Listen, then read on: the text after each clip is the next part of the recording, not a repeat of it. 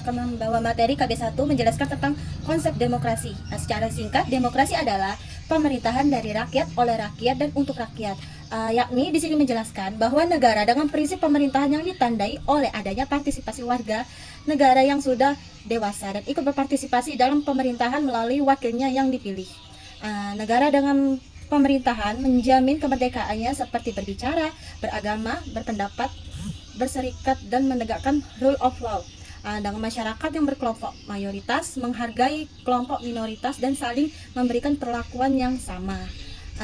Pada tahun 1992, menurut Budiarjo, mungkin untuk pertama kalinya dalam sejarah demokrasi dinyatakan sebagai nama yang baik dan wajar untuk semua sistem organisasi politik dan sosial yang diperjuangkan oleh pendukung-pendukung yang berpengaruh. Center for of Indonesia Civic Education bekerja sama dengan Center for Civic Education Kalabasa USA memberikan penjelasan bahwa demokrasi dipandang sebagai kerangka berpikir dalam melakukan pengaturan urusan umum dan prinsip dari.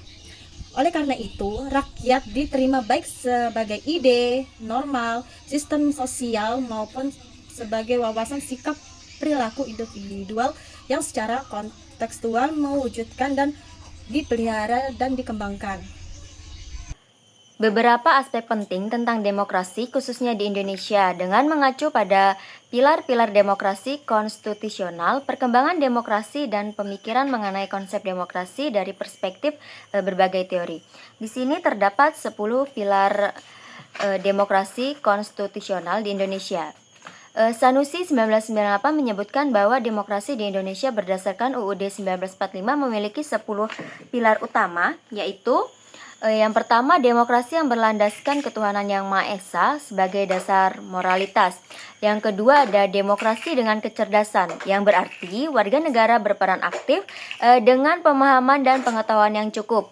Yang ketiga, ada kedaulatan rakyat, yang mana menempatkan rakyat sebagai pemegang kekuasaan tertinggi. Yang keempat, ada rule of law atau hukum sebagai landasan.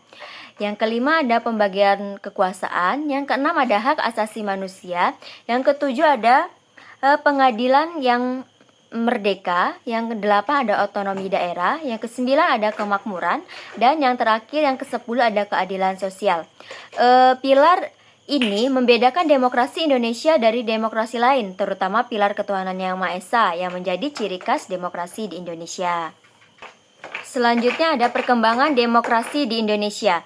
Demokrasi di Indonesia telah mengalami beberapa perubahan sejak kemerdekaan dengan mengacu pada berbagai konstitusi yang pernah berlaku. Yang pertama itu ada UUD 1945 yang asli menekankan sistem pemerintahan presidensial. Yang kedua ada Konstitusi RIS 1949 dan UUDS 1950 yang mengadopsi sistem kabinet parlementer.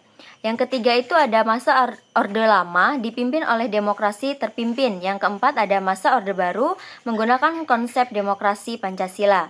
Dan yang kelima ada era reformasi membawa keterbukaan dan demokrasi yang lebih bebas. Saat ini pun demokrasi di Indonesia terus berkembang untuk memenuhi amanat konstitusi dan merespon tuntutan masyarakat. Selanjutnya ada pandangan Torres tentang demokrasi. Torres sebagai konsep demokrasi menjadi 3 tradisi pemikiran, yaitu yang pertama klasikal Aristotelian teori, yaitu demokrasi sebagai pemerintahan oleh semua warga negara yang memenuhi syarat. Yang kedua ada medieval teori, yaitu hukum Romawi dan menempatkan kekuasaan tertinggi di tangan rakyat atau kedaulatan rakyat. Yang ketiga ada kontemporari teori, yaitu demokrasi yang berbasis republik dianggap sebagai bentuk pemerintahan yang paling populer dan efektif. Torres juga melihat demokrasi dari 2 sudut pandang, yaitu yang pertama ada formal demokrasi atau demokrasi sebagai sistem pemerintahan. Yang kedua ada substantif demokrasi atau demokrasi sebagai proses yang mencakup 4 bentuk utama, yaitu yang pertama ada protektif demokrasi, yaitu berfokus pada kepentingan pasar dan perlindungan dari kekuasaan negara yang berlebihan. Yang kedua ada developmental demokrasi, yaitu manusia memiliki potensi untuk berkembang dalam hal kekuasaan dan kemampuan. Dan yang ketiga ada equilibrium demokrasi yaitu keseimbangan antara partisipasi aktif dan apatisme agar tetap efisien. Yang keempat itu ada participatory demokrasi, yaitu partisipasi tidak akan terjadi tanpa perubahan sosial terlebih dahulu, dan perubahan ini juga bergantung pada tingkat partisipasi. Baiklah, saya akan melanjutkan KB2, yaitu pendidikan demokrasi sebagai esensi PKN. Pendidikan demokrasi sebagai esensi PKN berarti PKN bertujuan untuk meningkatkan kemampuan warga negara dalam berpartisipasi dalam sistem politik demokrasi Pancasila. Salah satu solusi strategis secara konseptual adalah dengan cara memperkuat demokrasi dalam berbagai bidang dan aspek kehidupannya. Ganda dan Finn 1992 menegaskan bahwa demokrasi tidak bisa mengajarkannya sendiri. Ganda dan Finn dalam Winatapura 2001 mengatakan pendidikan bukan hanya sekedar memberikan pengetahuan dan praktik demokrasi, tetapi juga menghasilkan warga negara yang berpegang teguh mandiri, bersikap selalu ingin tahu, dan berpandangan jauh ke depan. Thomas Jefferson menyatakan bahwa pengetahuan, skill, perilaku warga negara yang demokratis tidak akan terjadi dengan sendirinya, tetapi harus diajarkan kepada generasi penerus.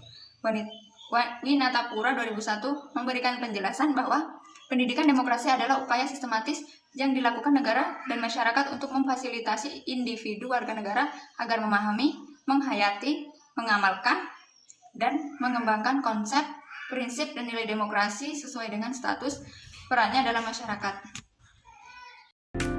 Sehubungan dengan studi sosial, Board, BART, dan Service 1977, dalam Sumantri 2001 menjelaskan bahwa social studies digambarkan dalam the three social studies tradition, yaitu yang pertama, social studies as citizenship transmission atau civic education, yang B, social studies as social science, yang C, social studies as reflective inquiry.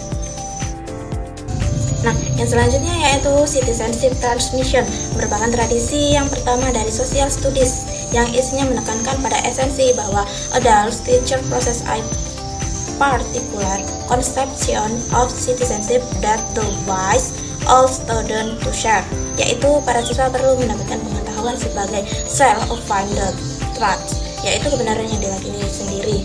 Tugas guru menurut tradisi ini adalah menyampaikan pengetahuan yang telah diyakini kebenarannya, yaitu dengan cara ini kelangsungan hidup masyarakat diyakini dapat dipertahankan.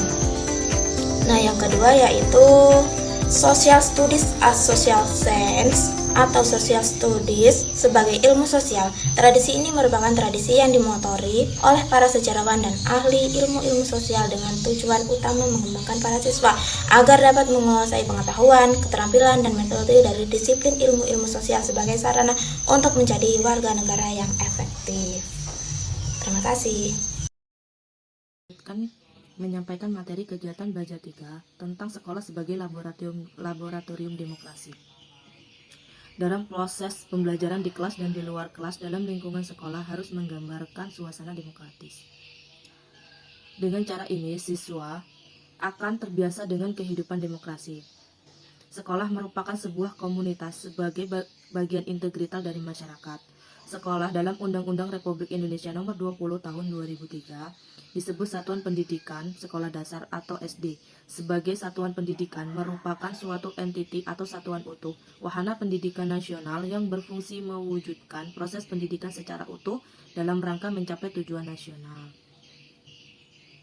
Dan Undang-Undang Republik Indonesia Nomor 20 Tahun 2003 tentang Sisdiknas Pasal 3 menekankan bahwa pendidikan nasional bertujuan untuk menjadikan warga negara yang demokratis, dan Pasal 4 pendidikan diselenggarakan secara demokratis. Sekolah sebagai bagian integrital dari masyarakat perlu dikembangkan sebagai pusat pembudayaan dan pemberdayaan peserta didik sepanjang hayat yang mampu memberi keteladanan, membangun keamanan, dan mengembangkan kreativitas peserta didik dalam proses pembelajaran demokrasi. Paradigma pendidikan demokrasi yang perlu dikembangkan dalam lingkungan sekolah adalah pendidikan demokrasi yang bersifat multidimensional atau bersisi jamak. Sifat multidimensionalitasnya itu antara lain ada 4, yaitu 1. Pandangannya yang pluralistik, unitar atau bermacam-macam tetapi menyatu seperti pengertian Bhinneka Tunggal Ika. Yang kedua, sikapnya dalam menempatkan individu negara dan masyarakat global secara harmonis. Yang ketiga, tujuannya diarahkan pada semua dimensi kecerdasan atau spiritual, rasional, emosional, dan sosial. Yang keempat, konteks atau setting yang menghasilkan pengalaman belajarnya yang terbuka, fleksibel atau luas, dan bervariasi merujuk kepada dimensi tujuannya. Situasi, sekolah, dan kelas dikembangkan demikian rupa sebagai demokratis laboratori atau lab demokrasi, dengan lingkungan sekolah atau kampus yang diperlakukan sebagai mikrokosmos of demokrasi atau lingkungan kehidupan yang demokratis yang bersifat mikro, dan memperlakukan masyarakat luas sebagai open global classroom atau sebagai kelas global yang terbuka. Dengan cara itu akan memungkinkan siswa dapat belajar demokrasi dalam situasi yang demokratis, dan untuk tujuan melatih diri sebagai warga negara yang demokratis dan membangun kehidupan yang lebih demokratis. Itulah makna dari konsep learning demokrasi, in demokrasi and for demokrasi. Belajar tentang demokrasi dalam situasi yang demokratis dan untuk membangun kelanjutan kehidupan demokratis. 1. Strategi umum pengembangan warga negara yang demokratis di lingkungan sekolah. Secara sederhana, strategi dapat diartikan sebagai serangkaian langkah yang dipilih untuk mencapai tujuan atau target, atau a way of achieving target. Secara umum, Rath and Kirchenbaum tahun 1972 yang dikutip oleh Winataputra tahun 2006, beberapa model pengembangan sikap demokratis dan bertanggung jawab, hal yang cukup relevan dengan pendidikan kewarganegaraan, antara lain Good News Class Meeting atau pertemuan kelas berita, Circle Whip atau cambuk bersiklus, Appreciation Time atau waktu untuk penghargaan, Compliment Time atau waktu untuk yang terhormat, Goal Setting Meeting atau pertemuan perumusan tujuan, Rule Setting Meeting atau pertemuan legislasi, Rule Evaluating Meeting atau pertemuan evaluasi aturan, Stick Selling Meeting atau pertemuan perumusan langkah kegiatan, Feedback and Evaluation atau pertemuan evaluasi dan balikan, Reflection on Learning, pertemuan refleksi belajar, Student Presentation atau forum siswa, Problem Solving Meeting atau pertemuan pemecahan masalah, Academic Issues atau pertemuan isu akademis, Classroom Improvement Meeting atau pertemuan perbaikan kelas, Follow Up Meeting, pertemuan tindak lanjut, Planning Meeting, pertemuan perencanaan, Concept Meeting, pertemuan pengembangan konsep, Sticky Situation atau pembahasan situasi pelik, Suggestion Box atau Class Business Book atau kotak saran, and Meeting on Meeting atau pertemuan dalam pertemuan. Baik, terima kasih. Perkenalkan, nama saya Irfan-Yasa. Saya dari kelompok 3. Sini saya akan melanjutkan pemaparan materi dari modul 7 KB3.